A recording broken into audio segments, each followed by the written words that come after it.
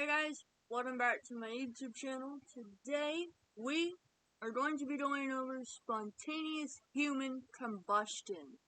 Now, if you don't know what that is, we will get straight into it.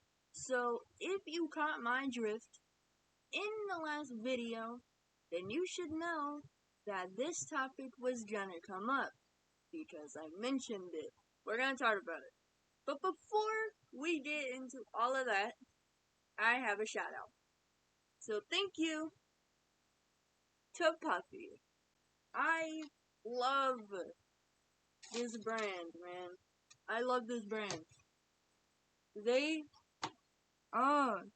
at this hat. Like, there's no way you cannot tell me that you don't want to cop this hat, bro.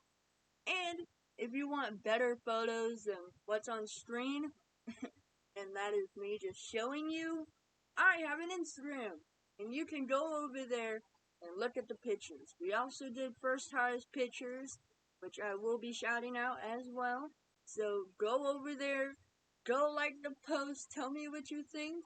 Puffy, thank you so much. Go over to their website. It'll be right here. It'll also be in the description and in the comments section. So please go over there, buy something, or just browse. So thank you so much to Puppy. And I am wearing this hat the entire video. Alright, let's get right into today's video. So, like I was saying, if you caught my drift from the last video, whichever video it was, you would have guessed that this topic was gonna come up in a future video. And well, here it is. Spontaneous human combustion. We need to talk about how absurd and disturbing this really is. That is what we are doing. So first, we should probably go over the basics. What is spontaneous human combustion? And I will be calling it SHC because it's a really long string of words that I don't want to keep on saying. SHC is a pseudo-specific concept of the spontaneous combustion of a living or recently deceased human body without an apparent external source of ignition on the body.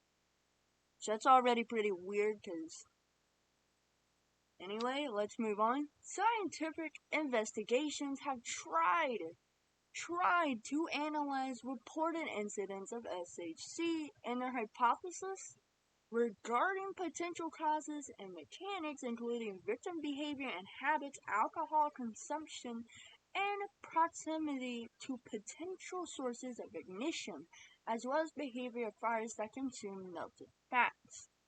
And we will dive more into that. With this, natural explanations and unverified phenomena have been proposed to explain reports of SHC. Currently, the scientific consensus is that purported cases of SHC involve overlooked external sources of ignition. Let's move on over to the characteristics. Received coverage in the British Medical Journal in 1938. An article by L.A. Perry cited an 1823 published book, Medical Jurisprudence.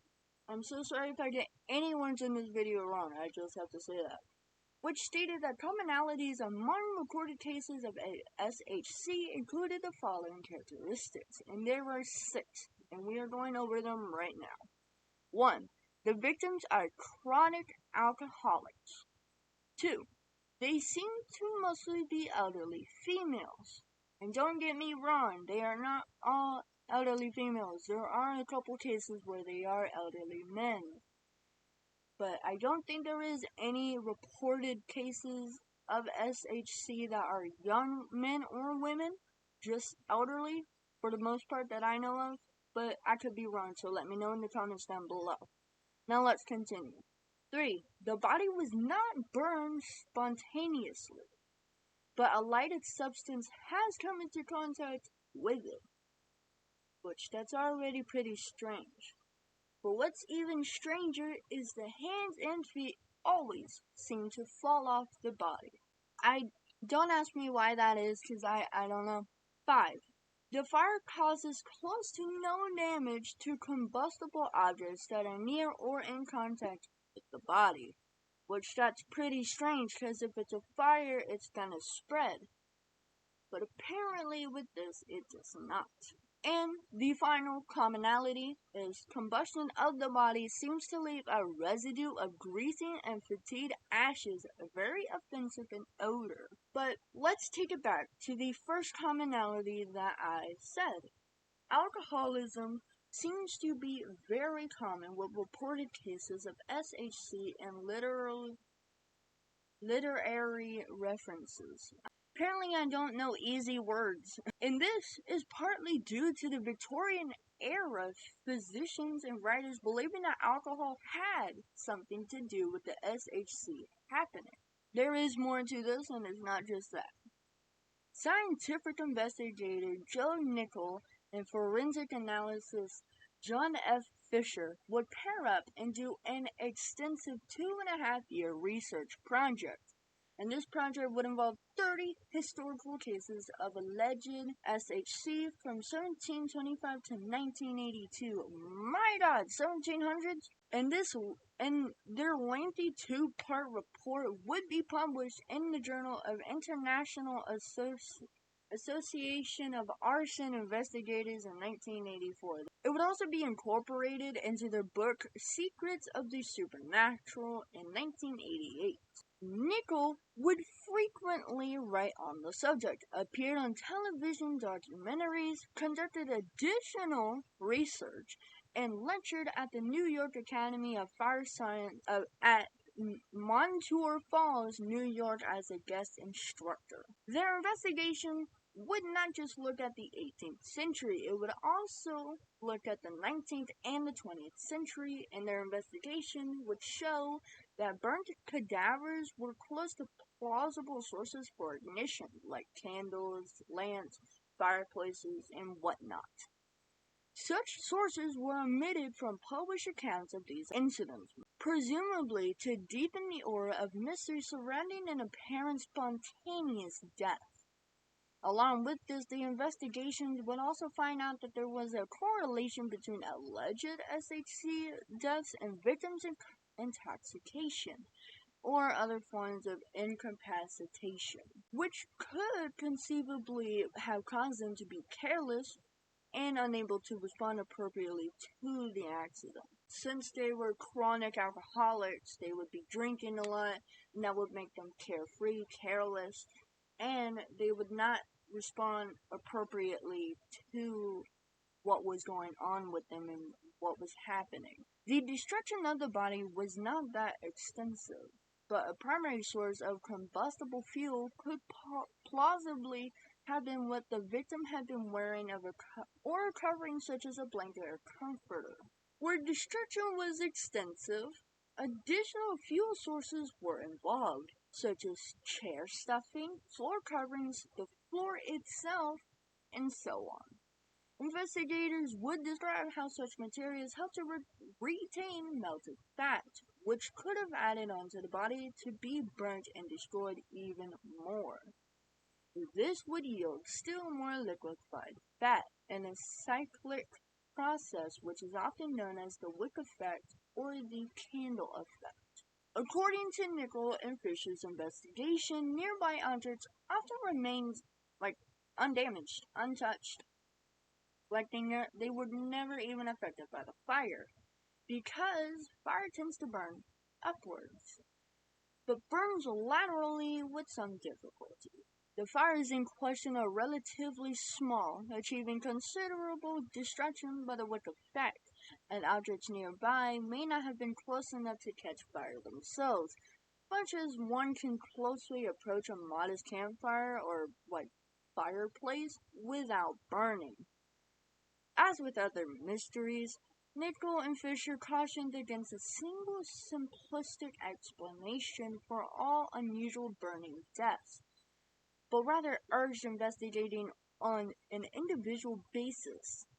Stephen Novella, who is known as a neurologist, has said that the skepticism about SHC is now bleeding over into becoming a popular skepticism about spontaneous combustion altogether. Angie M. Christensen of the University of Tennessee in 2002 would cremate both healthy and osteoporotic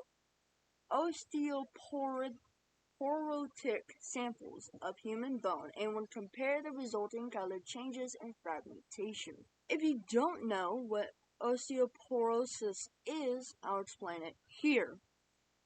Osteoporosis is a systemic skeletal disorder characterized by low bone mass, microarchitectural deterioration of bone tissue leading to more porous bone and consequent increase in fracture risk.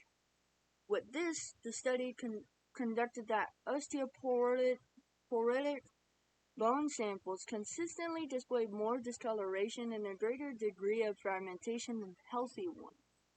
That very same study would also discover that when human tissue is burned, the resulting flame produces a small amount of heat, including that the fire is unlikely to spread from burning tissue. Almost all postulated cases of SHC involve people with low mobility due to advanced age, obesity, along with poor health. Victims showed a high likelihood of dying in their sleep or of having been unable to move once they had caught fire. Now, smoking is often seen as the source of fire.